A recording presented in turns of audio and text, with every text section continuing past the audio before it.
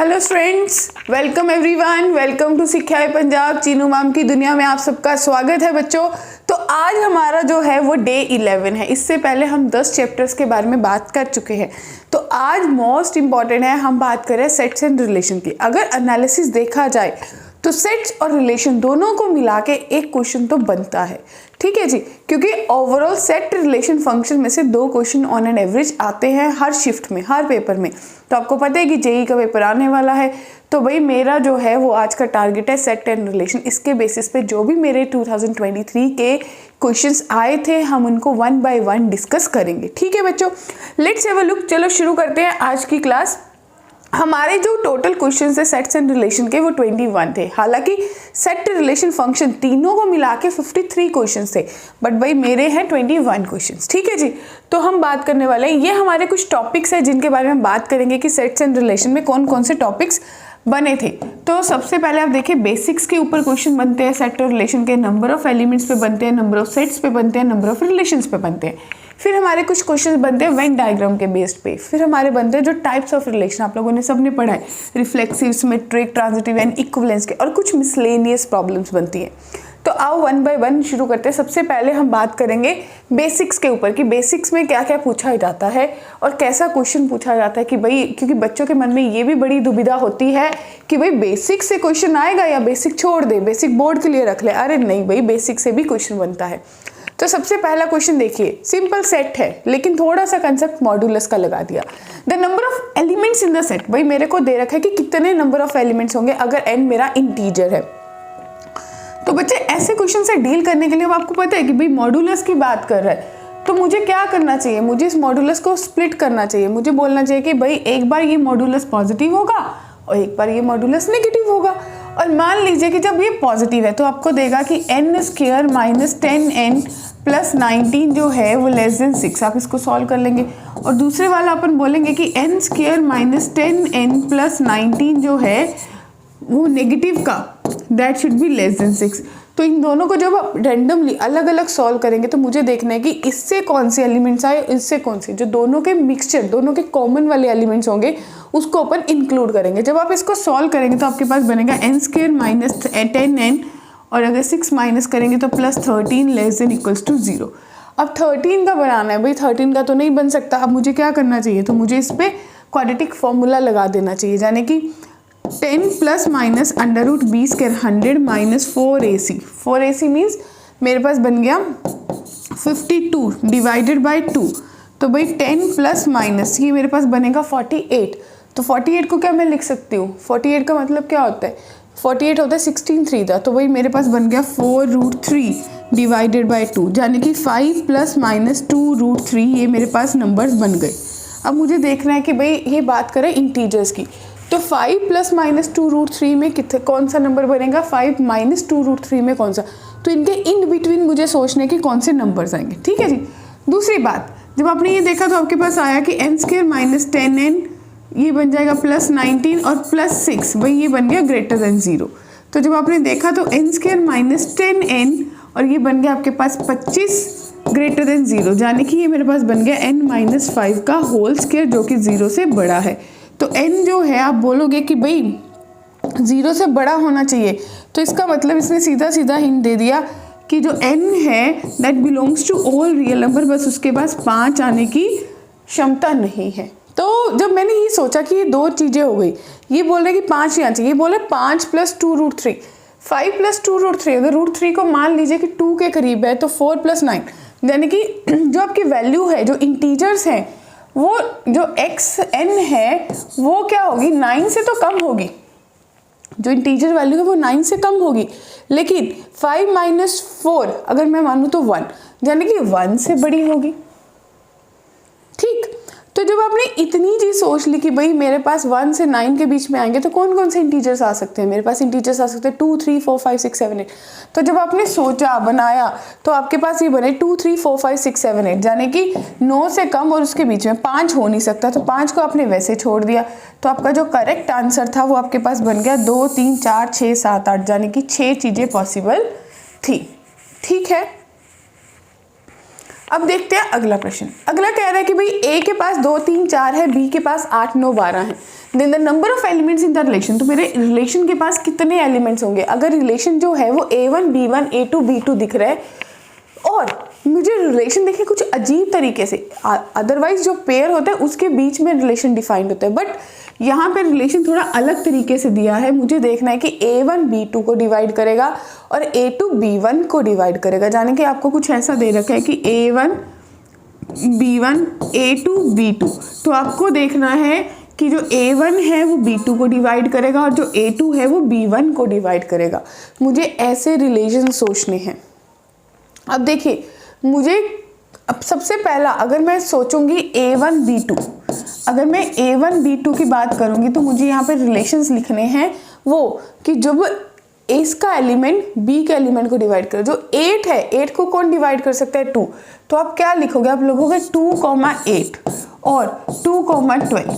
इसके बाद हम लिखेंगे 3, 3,9, 3,12। इन द सेम वे हम 4 की बात करेंगे तो 4,8 और 4,12। ये हमारे पास पहले वाला रिलेशन बन गया जब मेरे पास बनेगा A1 B2। अब मैं अगली बात करूंगी जब मेरे पास क्या बनना चाहिए? जब मेरे पास बनना चाहिए A2 B1।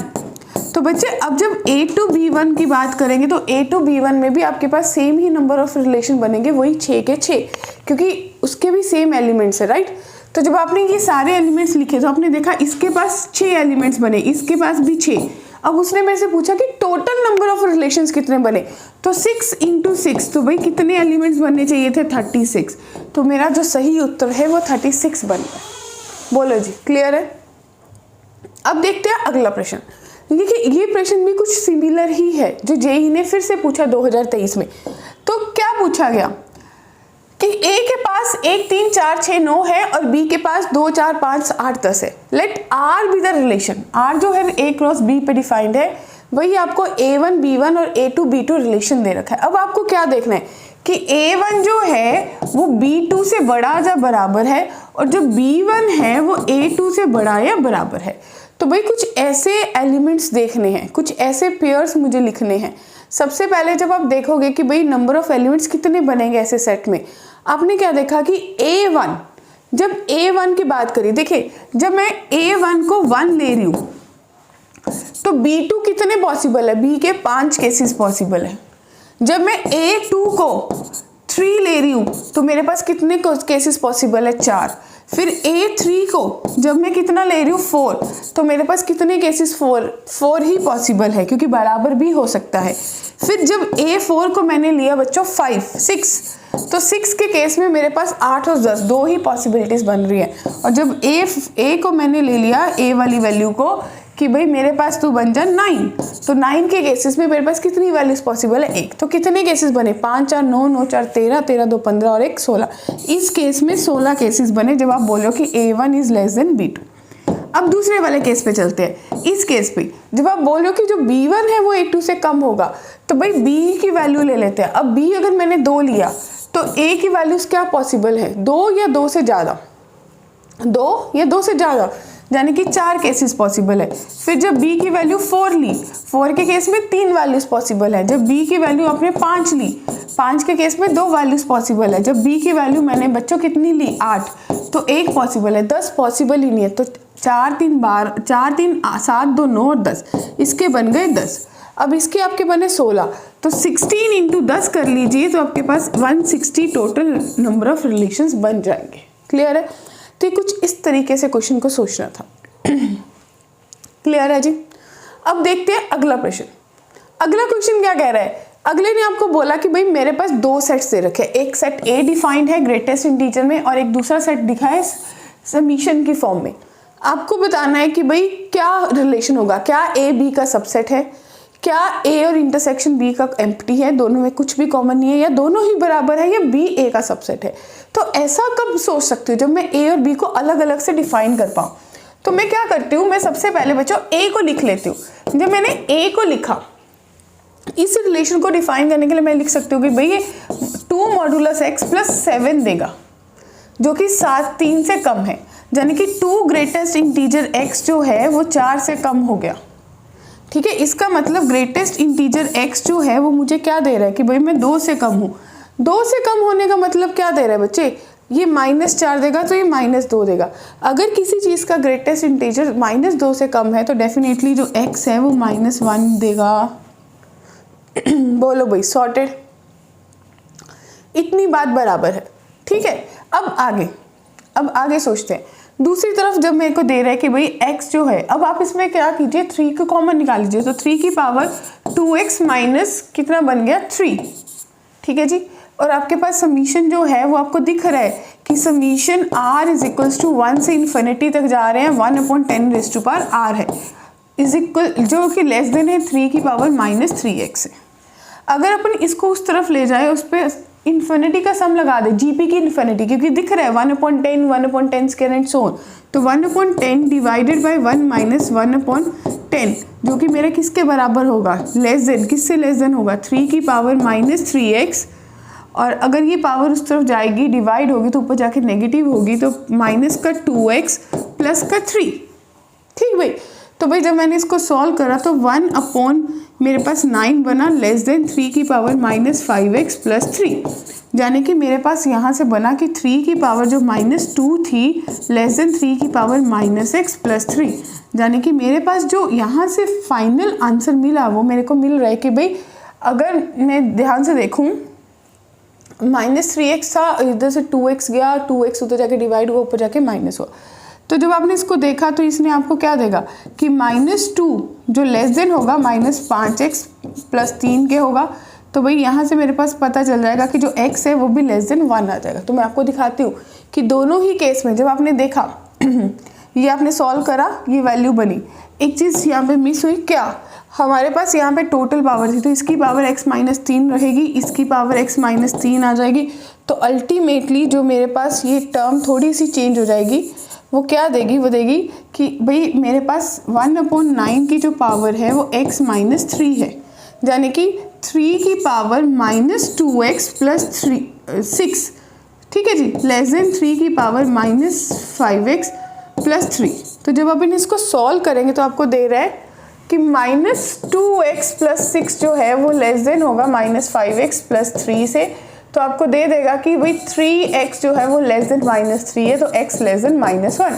तो दोनों ही केस में जो मेरा x है, जो मेरी वैल्यू आ रही है x की, जो क्वेश्चन पूछा था कि x की क्या वैल्यू हो सकती है, सेट में क्या एलिमेंट्स आ सकते हैं, दोनों ही केस में बराबर आ रहे हैं कि x 1 से दोनों ही केस में कम है, इसका मतलब a और b बराबर हैं। तो भाई दैट क्लियर है, ये सब बेसिक्स के ऊपर क्वेश्चन है हमारे। अब हमारे पास एक क्वेश्चन व्हेन वेस्ट भी आया था जेई में, कब आया था, 11 अप्रैल को आया था किसी शिफ्ट में। अब क्वेश्चन देखते हैं, कहते हैं कि एक organization awarded 48 medals in event A, B में 25 and 18 in event C, if these medals went to total 60 man, total 60 के पास गए and only 5 got all the subject 3 events, intersection 3 है, तो हाउ मेनी रिसीव। तो बच्चे ये तो बिल्कुल फॉर्मूला बेस्ड क्वेश्चन था। क्या आप लोगों को पता है कि n of a union b union c जो है वो किसके बराबर होता है, n of a plus n of b plus n of c minus n of a intersection b minus n of b intersection c minus n of c intersection a plus n of a intersection b intersection c। तो भाई मुझे ये given है, ये given है, ये given है, और ये भी गिवन है, ये भी गिवन, यानी कि मुझे करना क्या था, मुझे इन तीनों को जो निकालना था रिक्वायर्ड, अगर भाई इस सबको आप रिक्वायर्ड मान लो r, तो अगर मुझे जो r निकालना था तो 60 ने जाके उधर माइनस होना था लॉजिकली, तो आपके पास क्या बनेगा, 48 एक थे, 25 एक थे, 18 एक थे और 5 एक थे, -60 कर दीजिए तो आपके पास करेक्ट आंसर आ जाएगा। ठीक है जी, जब सॉल्व करेंगे तो आपके पास बनेगा कि ये तो 30 बना रहे हैं, 30 गए, 30 बचे, 30 और गए, तो 18 प्लस 18 मेरे पास बच रहे, जाने कि मेरा जो करेक्ट आंसर होना चाहिए। अब फिर से देखते हैं, 25 और 5 30, 30 चले गए, -30 बचे, -30 जब करें तो 18, 18 प्लस 18 जाने कि 36 ऑप्शन में आना चाहिए था, 36 ऑप्शन में नहीं है। देखिए अब 36 आया आपका एग्जैक्टली 2। अब क्वेश्चन ने क्या बोला, how many received medal in exactly 2 of 3 events. तो भाई एग्जैक्टली 2 में तो इन्हीं ने लिए ना, जो ए और बी, बी और सी, सी और ए। लेकिन कुछ एक चीज मिस हुई क्या, जब आप वेन डायग्राम देख रहे हो तो भाई मेरे से पूछा गया था एग्जैक्टली 2 रिसीव्ड एग्जैक्टली 2, कितने लोगों ने एग्जैक्टली 2 मेडल्स रिसीव करे।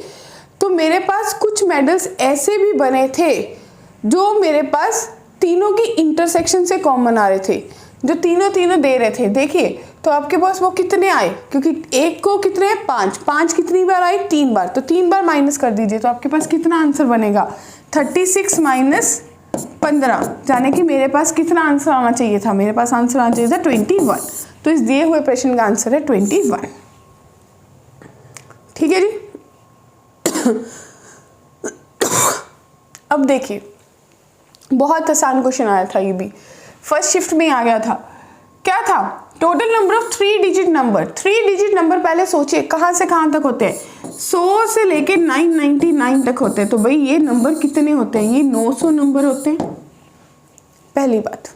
ठीक है, दूसरी, अगर 2 से डिविजिबल देखेंगे तो 900 में से कितने 2 से डिविजिबल हैं 450। 900 में से कितने 3 से डिविजिबल है 300, और 900 में से कितने 7 से डिविजिबल है, ये 2 से, ये 3 से और ये 7 से, तो वो होते हैं 128। अब आपको फर्दर देखना है कि ऐसे नंबर जो 2 और 3 से डिविजिबल है, फिर ऐसे नंबर जो 3 और 7 से डिविजिबल है, और जो 2 और 7 से डिविजिबल है। फिर तीनों के कॉमन भी देखेंगे। तो देखिए आपने देखा 2 से डिविजिबल, 3 से डिविजिबल, आपने देखा 2 से, 3 से, 7 से, दोनों से, तीनों से। तो अब आपने क्या करना था, आपने नॉर्मली फॉर्मूला लगा दिया क्या, कि भाई 3 जो आपके पास 2 से 3 से डिविजिबल थे वो सब आपने ऐड कर लिए, बाकी सब माइनस कर दिए। क्लियर है जी, क्योंकि मुझे चाहिए कौन से थे, वो नंबर जो 2 से 3 से डिविजिबल हैं बट 7 से नहीं है। तो 2 और 3 वाले नंबर ले लिए, 7 वाले मैंने छोड़ दिए और मैंने माइनस कर दिया। अब मेरे पास आते हैं थ्योरेटिकल क्वेश्चंस। अगर आप देखोगे ना तो जो मेरे टाइप्स ऑफ रिलेशन के बेस्ड क्वेश्चन बनते हैं ना, वो बहुत थ्योरेटिकल बेस्ड होते हैं। उसमें ऐसी कोई बात नहीं होती कि भाई बहुत ज़्यादा सॉल्विंग करना पड़े, सब दिमाग का खेल होता है। मुझे दिमाग से, मुझे मेंटली सोचना होता है कि भाई क्वेश्चन में करना क्या है। देखिए कैसा क्वेश्चन पूछा जाता है। अब आपको पता है कि भाई लेट ए कोई सेट दे रखा है 1 से लेके 7 तक, then the relation X Y defined है, ए से ए में ही देखना है। अब आपको देखना है कि x प्लस वाई 7 के बराबर है। बच्चे देखिए x प्लस वाई अगर 7 के बराबर है तो सेम नंबर का सेम नंबर से ऐड करने से 7 नहीं बन रहा। तो मेरा तो हमेशा से करने का तरीका ये होता है कि भाई मैं रिफ्लेक्सिव, सिमेट्रिक, ट्रांजिटिव ऐसे 3 बना लेती हूँ। तो रिफ्लेक्सिव तो मुझे सीधा सीधा दिख गया कि अपने आप का रिलेशन तो है ही नहीं, खत्म। फिर सिमेट्री की बात करते हैं। अगर मैं सिमेट्री की बात करूँ तो 7 कब बनेगा, जब 3 और 4 का एलिमेंट होगा, 4 और 3 का होगा, 6 और 1 का होगा, 1 और 6 का होगा, और 2 और 5 का होगा, 5 और 2 का, और कभी भी 7 नहीं बनेगा दिए हुए सेट में से। तो ये तो सीधा सीधा दिख रहा है कि भाई सिमेट्रिक है। अब ट्रांजिटिव कैसे देखोगे, भाई मानो 3 से 4 जा रहे हो, 4 से 3 जा रहे हो, तो 3 से 3 देना चाहिए था जो इसके पास नहीं है, ये नहीं है, तो भाई ट्रांजिटिव नहीं है। तो आपका दिया हुआ रिलेशन सिर्फ और सिर्फ सिमेट्रिक है, ना ही रिफ्लेक्सिव है, ना ही ट्रांजिटिव है। क्लियर। अगला प्रश्न कह रहा है कि भाई आर आपके पास कोई रिलेशन है। अगर ये 5 का मल्टीपल आपको दे रखा है तो आपको बताना है कि भाई ये रिलेशन कैसा दिखेगा, क्या ये रिफ्लेक्सिव है, क्या ये सिमेट्रिक है, या इक्विवेलेंस से जाने की तीनों की प्रॉपर्टी अडेयर कर रहा है, या फिर रिफ्लेक्सिव ही नहीं है, ट्रांजिटिव है बट सिमेट्रिक नहीं है। तो मुझे क्या सोचना है, मुझे ऐसा सोचना है कि अगर ये अपने आप से बात करता, अगर मैं रिफ्लेक्सिव की बात करती हूँ तो मुझे कैसे डील करना है। मैं बोलूँगी कि अगर ए से कर रहा है तो भाई 2a + 3a जो कि 5a के बराबर बन रहा है, और बिल्कुल ये सही कह रहा है कि भाई ये मैं 5 का मल्टीपल हूँ। दूसरी, अगर मुझे सिमेट्री की बात करनी है बच्चे, तो आप क्या करोगे, आप बोलोगे कि अगर a b से रिलेशन में है तो आपको डेफिनेटली पता है कि 2a + 3b जो है वो 5k के बराबर होगा। अब मुझे देखना है b, a के लिए, यानी कि मुझे देखना है 2b + 3a के लिए। तो यहाँ पे मैं क्या करूँगी, मैं किसी भी एक चीज़ की वैल्यू निकाल के पुट कर देती हूँ। मान लीजिए मुझे ये पता है कि ये इसके बराबर है, तो मैं यहाँ से a की वैल्यू निकाल लेती हूँ, तो 5b minus 5k minus 3b divided by 2। तो जब मैं 2b plus 3 into 5k minus 3b by 2 करूँगी ना, इसको सॉल्व करके ये 5 का मल्टीपल बन जाएगा। तो ये डेफिनेटली क्या है, ये मेरे पास सिमेट्रिक भी है।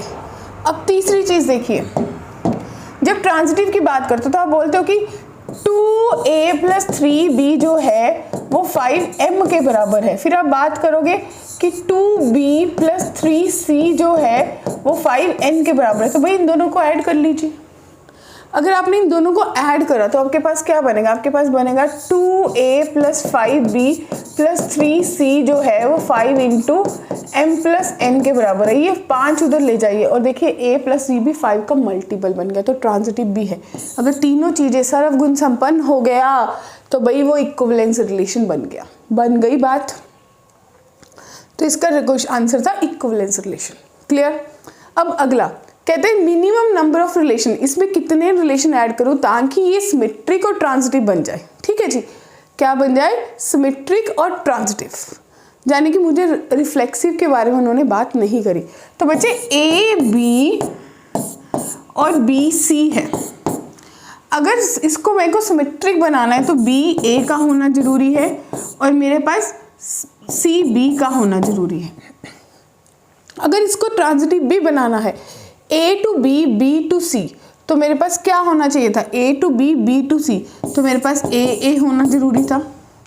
B to A, B to A, तो भाई मेरे पास B भी होना चाहिए था। लेकिन बच्चों प्रॉब्लम क्या है कि भाई क्वेश्चन की डिमांड है कि भाई मुझे ऐसे रिलेशन ऐड करने हैं ये सिमेट्रिक और ट्रांजिटिव बन जाए, रिफ्लेक्सिव के बारे में बात नहीं करा। तो देखिए ध्यान से आपको दिया था ये दो रिलेशन, इनको देख के ये पता चल गया कि भाई ये दो तो होने चाहिए थे। अगर A B टू जा रहा है, B A टू जा रहा है, तो A C भी होना चाहिए। अगर A C को सिमेट्रिक होना है तो C A भी होना चाहिए। अरे डेफिनेटली ये सब चीज़ें हमें क्लियर है।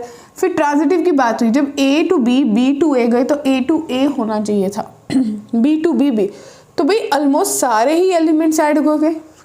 अगर ये एलिमेंट्स ऐड हो गए हैं तो मेरे को क्या पता चला, कितने ऐड होने चाहिए, 7। क्लियर। अगला -4, -3, -2, 0, 1, 2 और 8 दो रिलेशन मुझे अलग अलग दे रखे, एक सेट दे रखा है और एक रिलेशन डिफाइंड है। Be the relation on A, then the minimum number of element कितने, so that added to the relation so that it become reflexive and symmetric. कितने मिनिमम नंबर ऑफ एलिमेंट्स इसमें add किए जाएं, कितने elements इसमें add करे जाएं कि भाई ये रिलेशन रिफ्लेक्सिव और सिमेट्रिक बन जाए। तो बच्चे देखिए कुछ भी नहीं है। अब सबसे पहले अगर B जो है वो A मॉडुलस होना चाहिए। सबसे पहले B जो है वो A का मॉडुलस होना चाहिए। अगर B A का मॉडुलस होगा तो -2 का मॉडुलस 2 नहीं पड़ा, पहली बात। ठीक है ना।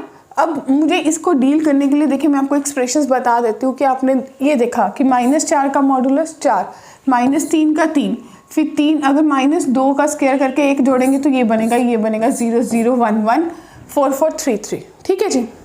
तो रिफ्लेक्सिव के लिए अगर रिफ्लेक्सिव है तो इसमें क्या ऐड होना चाहिए, -2 सबके आने चाहिए। अगर सिमेट्रिक है तो उनके उल्टे भी ऐड होना चाहिए। तो मेरे को पता चल गया कितने रिलेशंस ऐड होने चाहिए, यही पूछा गया था। अगला कहते हैं ये दो रिलेशंस दे रखे हैं, एक S दे रखा है, एक T दे रखा है। आपको बताना है कि अगर ये रिलेशन कौन सा सिमेट्रिक है, कौन सा ट्रांजिटिव है, या क्या कह रहा है कि S ट्रांजिटिव है, T नहीं है, S सिमेट्रिक, T सिमेट्रिक है, S नहीं है, ये दोनों ही ट्रांजिटिव नहीं है, दोनों ही सिमेट्रिक नहीं है। तो बच्चे जब इसकी बात करोगे तो सीधा सीधा बता रहा है कि A² माइनस B² डेफिनेटली मुझे कोई इंटीजर को बिलोंग करेगा। तो B² A² भी डेफिनेटली किसी इंटीजर को बिलोंग करेगा। ये सिमेट्रिक तो है, ये सिमेट्रिक तो है। अब उसकी बात करते हैं 2 प्लस, तो 2 प्लस A/B जो है वो 2 0 से बड़ा है, यानी कि A/B greater than -2। In the same way B/A is greater than -1/2। तो भाई ये तो बिल्कुल भी रिलेशन नहीं बन रहा, ये बिल्कुल भी सिमेट्रिक नहीं बन रहा, सेम रिलेशन नहीं दे रहे। तो मेरा जो A ऑप्शन है वो बिल्कुल सही है, नॉट A। मेरा जो रिलेशन B है कि भाई T सिमेट्रिक है, S नहीं है, तो वो बिल्कुल सही है। ठीक है जी। देखिए आपने क्या करा, आपने बोला कि ठीक है, उसके बाद आपने जब दूसरा रिलेशन देखा तो आपके पास एक पॉजिटिव आ गया और लेस देन वाला नेगेटिव आ गया। ठीक है जी, क्योंकि लेस देन क्यों आया, जब अपन नेगेटिव से डिवाइड करते हैं तो आपको पता है कि इनइक्वालिटी का साइन बदल जाता है। ठीक है, तो ये बना, तो ये डेफिनेटली एक बार बोल रहे हो कि b/a 2 से -2 से बड़ा है और एक बार बोल रहे हो कि -1/2, डेफिनेटली नहीं है। क्लियर, तो ये रिलेशन सही है। अगला, ये बहुत कॉमन क्वेश्चन है, ये अगर आप अपनी बुक्स देखोगे ना, जो लोग रेफरेंस बुक्स फॉलो करते हैं आरडी वगैरह, उसमें एक कॉमन क्वेश्चन है और बोर्ड्स में ये क्वेश्चन कॉमनली पूछा जाता है। तो मतलब एग्जैक्टली क्वेश्चन क्या कह रहा है, कहते हैं क्वेश्चन है कि R be a relation on n to n, ठीक है, a, b to c, d, if and only if, अगर ये रिलेशन मेरे पास डिफाइंड है। तो डियर बच्चों, ऐसा क्वेश्चन करने के लिए मुझे सोचना क्या चाहिए, सबसे पहले मैं ए का ए से ही सोचूंगी। ए कोई पेयर है दैट इज रिलेटेड टू ए, है ना। तो जब आपने इसको सोचा, या फिर ए बी का ए बी से सोच लीजिए, ज़्यादा बेटर है। अगर ए बी का सोचा तो आपके पास एक रिलेशन बनेगा, मैं आपको दिखाती हूँ। देखो सबसे पहले आपने ए बी का, देखो मैंने जो बात करी, सेम का सेम से सोचा तो आपका बराबर ही नहीं आया, तो रिफ्लेक्सिव नहीं है। करेक्ट। फिर सिमेट्री के बारे में आपने बोला कि ए बी सी से है तो ये रिलेशन देगा, अगर सी डी ए बी से होगा तो क्या होगा, तो बिल्कुल एग्जैक्टली सेम दे रहे हैं। देखो बी सी सी बी, इनमें से नेगेटिव कॉमन आएगा, इसमें से नेगेटिव कॉमन आएगा, तो सिमेट्रिक है। लास्ट ट्रांजिटिव, ट्रांजिटिव के लिए मुझे पेयर्स ले लेते हैं कि भाई 2 3 3 2 की बात हो रही है, फिर 3 2 5 3 से, अब ये तो रिलेशन नहीं है तो ट्रांजिटिव नहीं है। तो आपको क्या पता चला कि ये रिलेशन जो है वो सिर्फ और सिर्फ सिमेट्रिक है, ना ही रिफ्लेक्सिव है, ना ही ट्रांजिटिव है। वंडरफुल, ऑसम, क्या कहते हो। अब देखिए, अब ये क्वेश्चन एक और आया था रिलेशन बेस्ड, देखो कितने क्वेश्चन रिलेशन बेस्ड आए थे। 24 जनवरी को आया था ए बी, जिसमें आपको GCD दे रखा है कि 1 और 2A जो दे रखा है कि नॉट इक्वल्स टू B।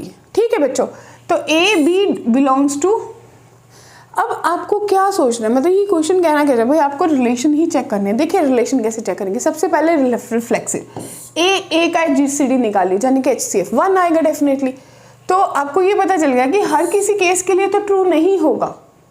बताओ क्या हर इंटीजर वैल्यू के लिए 1 आएगा, नॉट पॉसिबल। तो सिमेट्रिक देखते हैं, अगर A 2 है B 1 है, GCD 1 आ गया, लेकिन 2A 4 है जो कि B के बराबर नहीं हो सकता। Oh my God. फिर A 1 लिया, B 2 लिया, तो 1 आया, तो ये आ गया। तो भाई सिमेट्रिक भी नहीं है, रिफ्लेक्सिव भी नहीं है, सिमेट्रिक भी नहीं है। ट्रांजिटिव की बात करते हैं, 14 लिया, 19 लिया, 21, तो आपने देखा 1 1 7, तो भाई ये भी ट्रांजिटिव भी नहीं है। तो अपन का क्या आएगा कि ना ही रिफ्लेक्सिव, ना ही सिमेट्रिक, ना ही ट्रांजिटिव। तो कौन सा ऑप्शन करेक्ट होगा? क्योंकि देखिए आपने देखा ना कि भाई मेरे पास जो रिलेशन बना था वो आपने बोला कि which is not every true, तो मैं इसका रिलेशन क्या दूंगी, ना ही सिमेट्रिक। क्योंकि देखो रिफ्लेक्सिव के बारे में नहीं है, लेकिन यहाँ पे कहीं दे नहीं रखा कि तीनों के बारे में, तो ये बोल सकते हैं कि ना ही सिमेट्रिक है, ना ही ट्रांजिटिव है, तो ये करेक्ट ऑप्शन होगा। ठीक। अगला देखिए, कहते हैं number of relation containing 1 2 2 3 which are reflexive transitive but symmetric ना हो। बच्चे देखिए ऐसे क्वेश्चन बड़े आपने देखा कि ऐड करने वाले बहुत क्वेश्चंस आए, और ये इंटीग्रल वैल्यू में आए, यानी कि जो आपके इंटीजर टाइप क्वेश्चंस आएंगे 5, उसमें से जिसमें 10 आएंगे 5 करने होंगे, चॉइस भी आएगी। तो 1 2 3 में से मेरे पास अगर 2 पेयर्स है, 1 2 है और 2 3 है, सबसे पहले ये सोचिए कि अगर इसको रिफ्लेक्सिव बनाना है तो 1 1 2 2 और 3 3 का होना जरूरी है, और सिमेट्रिक नहीं होना चाहिए। तो मतलब 1 2 का उल्टा 2 1 नहीं हो तो चलेगा, 1 2 2 3 1 3 होना चाहिए ट्रांजिटिव के लिए, 2 3 3 3 2 3 दैट्स ओके। फिर 1 2 2 1 2 1 2 1 1 1 1 1 2 तो भी ठीक है, 2 3 3 3 2 3 2 2 2 3। तो भाई मेरे पास ये बन गया कि इसमें ऐसा कोई पेयर नहीं है जो मुझे नहीं बता रहा कि ये सिमेट्रिक रिफ्लेक्सिव या ट्रांजिटिव नहीं है। तो मैंने टोटल कितने पेयर्स ऐड करे, 4 ऐड करे, अपन देख लेते हैं। तो भाई कितने ऐड करने की जरूरत है, टोटल 4 ऐड करने की जरूरत है, तो मेरा करेक्ट आंसर 4 है। सिंपल सोचना है, तो इसका आपका आंसर 4 आ जाएगा। अब अगला, 0 3 6 4 7 ये मेरे पास देखा R be the relation defined x, y, x minus y is odd positive integer and x minus y is और या फिर 2 के बराबर हो या ऑड पॉजिटिव इंटीजर, तो number of element that must be added to the relation so that it is a symmetric relation. So सबसे पहले अपन देखते हैं कि भाई मेरे पास रिलेशन बनेगा क्या। x माइनस वाई अगर दोनों ही अपने आप को बिलोंग करें और ऑड बनना चाहिए तो x माइनस वाई ऑड कब बनेगा? एक तो 3,0 पे बन जाएगा, ठीक है जी, जब ये 3,0 होगा, फिर 4,3, 6,3, 7,6, 7,4, 8,3, 9,3, 9,4, 9,6, ये नहीं आएगा, ये आपको इवन दे रहा है। 9,6, 9,7 भी आएगा, 9,8, फिर 10,9, 10,7, 10,3, ठीक है जी। और एक चीज़ और अपन ने मिस करी क्या, 7,0, 9,0 है ना, या फिर डिफरेंस 2 भी चलेगा। तो ऐसे तो आप लोग जब देखोगे तो बहुत सारे पेयर आपने देखा ना कि रिलेशन ऐसा कुछ डिफाइन होगा। तो टोटल कितने एलिमेंट्स है? 19 एंड ऑल द एलिमेंट्स जो आपको दिख रहे हैं कि भाई हाँ ये मेरे पास बने थे 8, 6, 7, 4, 3, 2, तो आपने देखा कि भाई A ग्रेटर देन B था। तो ऐसे ही कितने और एलिमेंट सेम के 19 एलिमेंट और ऐड करने पड़ेंगे ताकि वो सिमेट्रिक बन जाए। तो भाई मेरे रिलेशन को सिमेट्रिक होने के लिए कितने 19 एलिमेंट्स ऐड करने पड़ेंगे, ठीक है। आगे कॉमन क्वेश्चन है, R be the relation on R given by R is equals to a, b 3a plus minus 3b root 7 is irrational number. तो आपको बताना है आर क्या होगा। बच्चे अगर सेम का सेम से होगा तो ये रिफ्लेक्सिव दिखा रहा है क्योंकि रूट 7 बन रहा है, root 7 is a irrational number, great. उसके बाद अगर a b से होगा, b a से होगा, सोच के देखो। सबसे पहले आपने a 3a minus 3a plus root 7 करा तो भाई ये कट गया तो रूट 7 इरेशनल है, तो रिफ्लेक्सिव तो है। अगर 3a minus 3b plus root 7 है, अगर वो इरेशनल है तो इसका जो आप करोगे 3b minus 3a plus root 7 वो भी डेफिनेटली इरेशनल ही होगा। तो आपका रिलेशन सिमेट्रिक भी है। अब मुझे सोचना है तीसरा ट्रांजिटिव के बारे में। तो देखिए 3a 3b ये है, b c भी होगा तो a c भी डेफिनेटली हो जाएगा, मैं ऐड कर दूंगी। तो जब मैंने ऐसा सोचा तो मेरे को पास क्या ट्रांजिटिविटी के लिए मुझे सोचना पड़ा, दो चीज़ें आपने बना ली। रिफ्लेक्सिव के लिए है जब आपने देखा कि a ओके तो मैंने जनरलाइज्ड करा। आपने क्या करना था, आपने देख लेना था कोई और ऐसा वैल्यू, तो b 0 ले लिया तो भाई ये तो इरेशनल बन गया, तो जाने कि सिमेट्रिक वाला केस तो ख़त्म हो गया, ठीक है। तो उसी तरीके से ट्रांजिटिविटी के लिए मैंने सोचा कि 1 ले लेती हूँ, फिर 1 2 रूट से, तो इससे जब देखा तो ट्रांजिटिव भी नहीं है।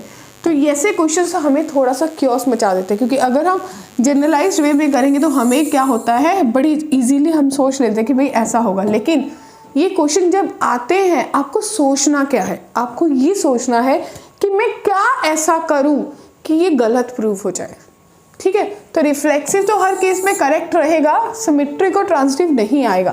तो ऑप्शन ए जो है वो सही आंसर देगा, ठीक है भाई।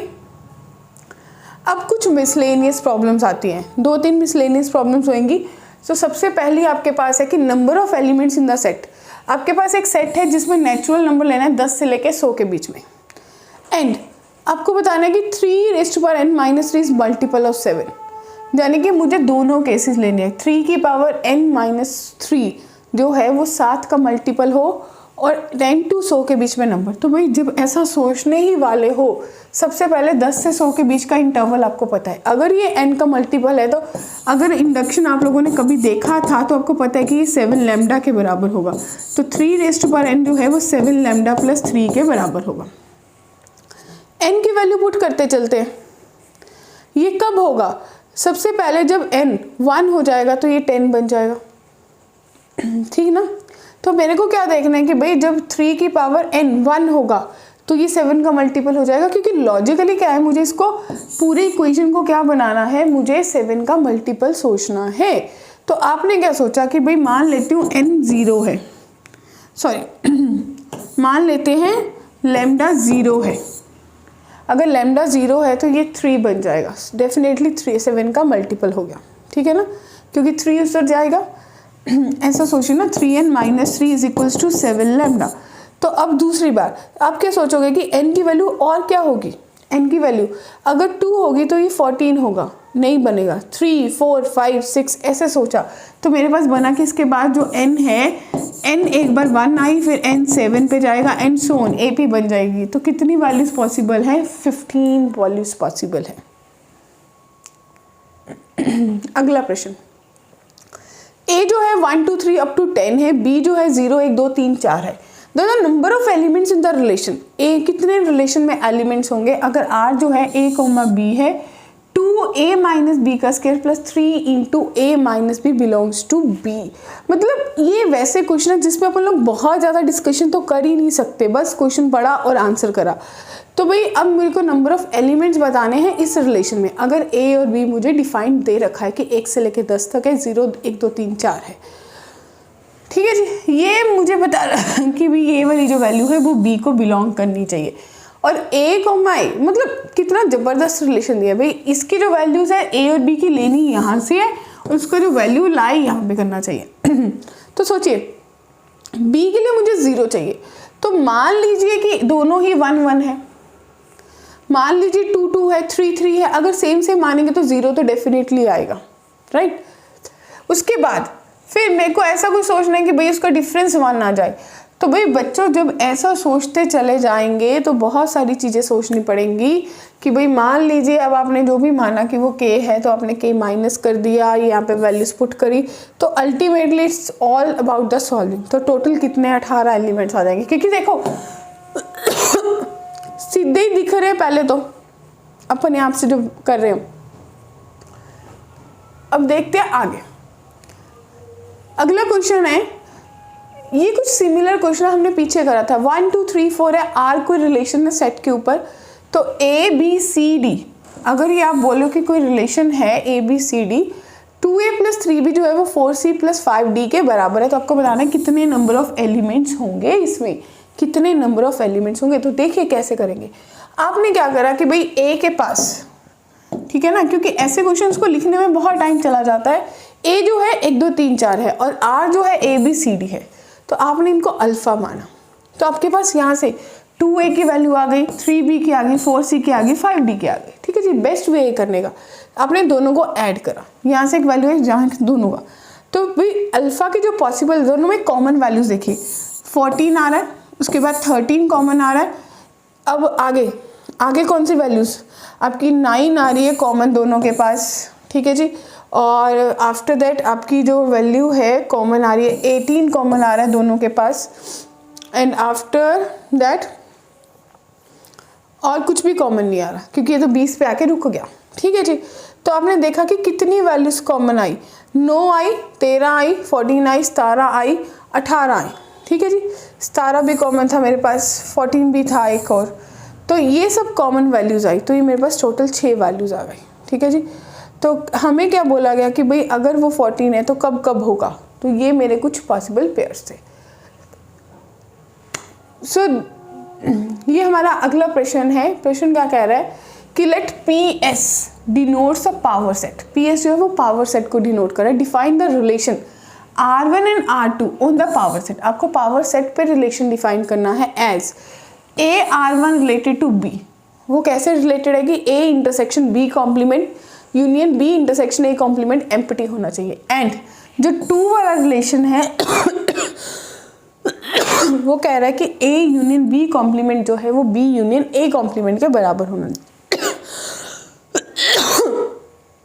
तो इसके लिए बच्चों आपको क्या करना होगा, आपको पावर सेट लिखना होगा सबसे पहले, ठीक है ना।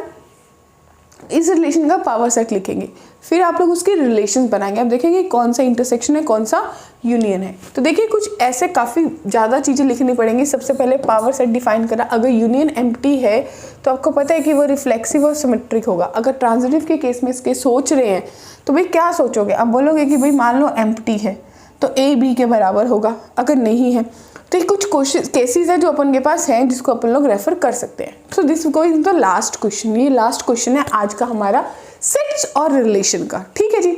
तो क्वेश्चन क्या कह रहा है कि कितने मिनिमम नंबर इसमें ऐड करे जाएं so that this relation is going to be equivalence. अगर ये इक्विवेलेंस बनाना है तो बच्चा सोच के देखो ना, A B B C B D. सबसे पहले तो दिख रहा है कि भाई रिफ्लेक्सिव के लिए A B B C C D D तो होना ही चाहिए। फिर मेरे पास दे रखा था ए बी बी सी और बी डी। अब सोचो अगर ए बी है तो इसका उल्टा बी ए बी होना चाहिए था। ये मेरे पास तीन चीज़ें गिवन है, ठीक है। सी बी बी होना चाहिए, डी बी बी। ये पहले इतनी चीज़ें हैं जो आपको देख के ही लिख लेनी है। अब देखो ए बी बी बी ए पड़ा है, बी सी बी पड़ा है, सी बी पड़ा है, ठीक है जी। डी बी और अगर मुझे इसको सिमेट्रिक बनाना है तो कुछ और ऐड करना है। सिमेट्रिक तो ये बन गया है, ट्रांजिटिविटी के लिए चेक कर लीजिए बस। ए बी बी सी ए सी भी होना चाहिए था, ठीक है। तो ए सी हो गया। अगर ए सी आ गया तो ए सी का उल्टा सी ए भी आएगा, ठीक है। तो भाई ये बी सी ए तो बी ए होना चाहिए, ऑलरेडी पड़ा है। सी सी पड़ा है, सी बी सी बी होना चाहिए, वो भी पड़ा है। तो हमारे पास जहाँ तक लग रहा है 4 3 7 दोनों, तो अपन देख लेते हैं कि भाई और क्योंकि जहाँ तक मेरा आइडिया था कि सब ऐड हो गए। क्यों? क्योंकि ऐसा फील आ रहा था इसमें। आप देखिए A B B C D, ये 4 आपको देख के पता चले। ए बी आपको दिया था, बी सी आपको दिया था, बी डी आपको दिया था, बाकी 3 आपने भी ऐड करे, ठीक है। फिर ए सी आपके पास बना, ए सी का उल्टा सी ए भी हमें ऐड करना पड़ा। फिर हमें और देखना था ए डी डी ए, तो इस तरह से कितने 9 आपने कर लिए थे, 4 और रहते थे तो 13 टोटल ऐड करने पड़े। So this was all about relations and function, ठीक है बच्चों। ये हमारा रिलेशंस एंड फंक्शन के बारे में बात करी थी। अब अगले चैप्टर में फिर मिलेंगे, लेकिन भाई जेई में बहुत दिन कम दिन बाकी बचे हैं, तो आपको क्या करना चाहिए। अल्टीमेट की टू सक्सेस प्रैक्टिस होती है। और प्रैक्टिस इस टाइम पे ये नहीं कि भाई बुक्स उठा के पढ़ने बैठ जाओ, this is not the time. इस टाइम पे आपको क्या करना चाहिए, जितने PYQs मिलते हैं उनको अटेम्प्ट करिए, टाइम स्टैम्प्स लगाइए।